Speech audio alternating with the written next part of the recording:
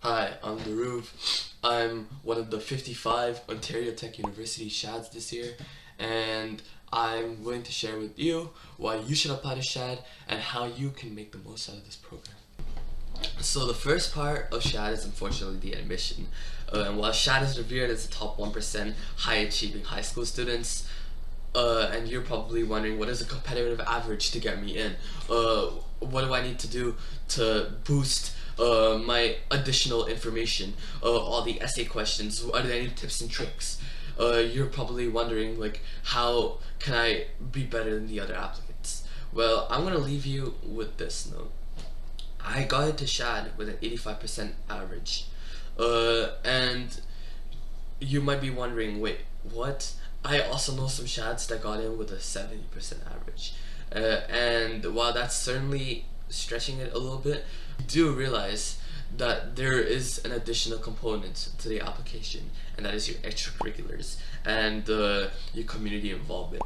And if you are doing sports, if you're doing STEAM too, and if you're doing, I don't know, singing, if you have so many components in your life, if you're all rounded, that will carry your application a little bit more than marks. And while I can't say for sure every single year, because maybe next year every single person that applies into SHAD might get like a 90 or a 95, while I can't say that this will be true for all years, at least for my year, I was able to get in with an 85% average and a lot of stuff going on in my additional information. So if you're all rounded and you have a decent amount of marks, like you have 70%, 80% minimum, you definitely have a shot in getting in. And I wouldn't stress about it too much if I were you. I'd say the second part that constitutes SHAD is, of course, the networking. It's extremely integral to your SHAD experience, and you might be asking why. Well, firstly, the value you get out of networking with the SHADs is immeasurable. Like, I know a SHAD that was a Hokkaido instructor and a SHAD that had connections to CEOs. You're gonna connect with their connections and you're gonna really broaden your network. So going in with that mindset that, yeah, I'm going to connect with as many people as I can, get to know their experiences, get to know their connections, is a vital sort of mindset to have to go into SHAD, and it's a vital component of SHAD. So if you're interested in networking and meeting a lot of new people, well then definitely apply to SHAD. SHAD is for you. Another reason why networking is really important is of course the people itself. I have so many long-term friends from SHAD, and while we're provinces apart and we're not able to meet as often, we still call, we use each other for support, and we're always there for each other. And it's sort of different from school friends. Like school friends, they might have different motivations in life. Like they may not always be motivated to like bettering their future. Well, most of the SHADs I can confidently say are they're confident in bettering their passions and bettering their futures, and those relationships I'd say are a lot more valuable than the relationships you make in school. And these SHADs also, they don't judge you. Like if you go beyond your comfort zone, if you do things that sort of push your boundaries, they're not going to judge you. In fact, they're going to support you. And those type of friends are the type of friends you make at SHAD. So if you're interested in making like solid long-term friends that are also focused on their futures and focused on bettering themselves, well then SHAD is definitely for you and you should apply. The lectures and workshops and activities I'd say constitute the third integral part of SHAD. Some of them are extremely well planned out. Like we had a lecture on suturing and stitching where we like rotated stations the entire morning doing different medical activities, and we had a lecture on tap dancing, and it was basically like an open lecture where you choose what you want to do, and the lectures can range all the way from very unique stuff to stuff that you're interested in to stuff that maybe you're not interested in. So the reason why I'm ranking this a little bit like lower on the importance scale to SHAD than networking is because a lot of the lectures you unfortunately don't get the value out of. Not just because you don't like them, maybe because there's other extraneous factors like technical difficulties or chaos just surrounding them overall, like not well planned out. So I'd say that don't go in with the mindset that you're gonna make the most out of every single lecture. because you're most likely not. The mindset I'd say you should go in with is I'm gonna make the most out of the lectures that interest me, or new cool lectures that I haven't seen happen anywhere before, like unique lectures, and I also will make the most out of networking. That is the best mindset you could go in to with SHAD. Finally, the fourth part of SHAD is exploring Canada. I've seen a lot of SHAD videos talk about this, and while our field trips, we didn't really go like to other provinces or explore like national landmarks or whatever, we still explored a lot of cool stuff. Like we went to Graffiti Alley in Toronto, which is basically I think government commissioned graffiti artist drawing on this one alley, and just all ranging all the way from like cool graffitis of cyber droids to just random messages scribbled. All of it constitutes this like abstract art, and it was just really cool. We got some really cool pictures there, and we went to the TFC game the same day, and that whole experience of just rooting for a team. Like I enjoy watching NBA matches, but I've never watched a TFC match in my life.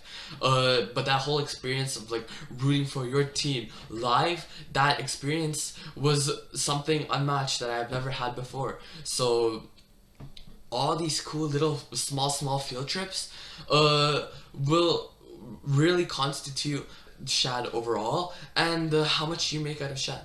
First of all, if any of the previous things piqued your interest, well then that's definitely a sign that maybe you should give SHAD a shot. But if they didn't, well, there's still some reasons why you should apply. Firstly, I want to talk about being a leader. And what constitutes a leader in the first place? Well, first is willing to work with others, so teamwork. The entire month you're going to be working on a design project where at the end of the month you're going to pitch your design project to the judges. They're going to rank it, and you're going to be doing this with 5 other people or 6 other people.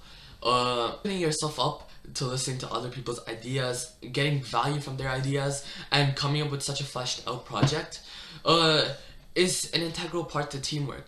And if you're willing to work with others, you're definitely going to excel in this. Like even if you guys don't, like we didn't win, so much value out of the team members. We made so much value like spending time together, working on this together, and that whole experience of just working with others to come up with a fleshed out, well-designed project is definitely an integral part of SHAD. And of course, if you don't want to work as a team, well, you're not going to make the most out of it. But there's still some other qualities that constitute a leader.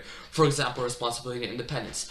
Obviously, you're going to be staying in the dorm, away from your home, away from the comfort of your home for a month. And there's going to be some habits that you might break. For example, if having like hair washing every single day. If I know a lot of people who might do that and then like condition their hair, you might be breaking that a lot because you're probably not going to have time to do that. Another habit is probably your sleep schedule. If you have a very good sleep schedule, unfortunately during SHAD that's probably going to break. You're going to be waking up at 7:30, you're going to be going to bed around 11 on a good day. I've gone to bed sometimes 2 to 3 working on my design project, so you are going to be breaking a few habits. But the responsibility is that the integral habits that you have, for example, staying hydrated, eating, keeping your room clean, doing your laundry, all of those habits, if you don't break those, well, that's a sign that you have good responsibility and independence, and that definitely constitutes a leader. So if you're willing to take on that responsibility of managing yourself away from home, if you've done it before too, well, that's definitely a sign that you should apply to SHAD. I'd say another component of a leader is trying new things. For example, you have lectures ranging all the way from tap dancing to archery, and you're gonna have to overcome your comfort zone on a lot of things. For example, the SHAD Speak, which is a 3-minute speak on whatever you want, a topic of your choosing. And even if you don't want to volunteer, they're gonna volunteer you. So you're gonna have to overcome your comfort zone, and that's an integral part of a leader. And while a lot of people coming into SHAD may not want to do this, it's gonna come naturally to you. And if you're interested in overcoming your comfort zone and becoming a more confident person overall, I think SHAD is definitely for you and you should apply. And I'd say the final leadership component is actually assuming the role of a leader. So for example, I had to assume the role of a leader when we had a cryptocurrency lecture and I had more experience in coding. The staff asked us to step up the people who are experienced in coding and help the rest of the group out. So you're definitely going to have to assume the role of a leader, and that is definitely an integral part to leadership. And if you are willing to assume the role of a leader, or if you've done it a lot before, then you should definitely apply to SHAD. The fact that you're willing to take the time to watch this video really shows that you want to get into SHAD and you want to make the most out of the SHAD experience. And I'd say even if none of these interest you, the fact that you're watching this video shows initiative. And overall, I think that's the biggest component of a SHAD: initiative. Pushing yourself beyond to do things, working hard. All of those constitute initiative, and the fact that you're watching this video and taking initiative to make your SHAD application the best possible, regardless if you don't enjoy anything I just said in this entire video, I'd say you are a successful SHAD and you should definitely try. And thank you for watching this video. If you have any questions, feel free to drop them in the comments below. I'll do my best to answer them. If you have any questions about my experiences, I know I didn't talk too much about that because I wanted this to mainly be about you. You can definitely ask me in the comments too. I'll gladly share some.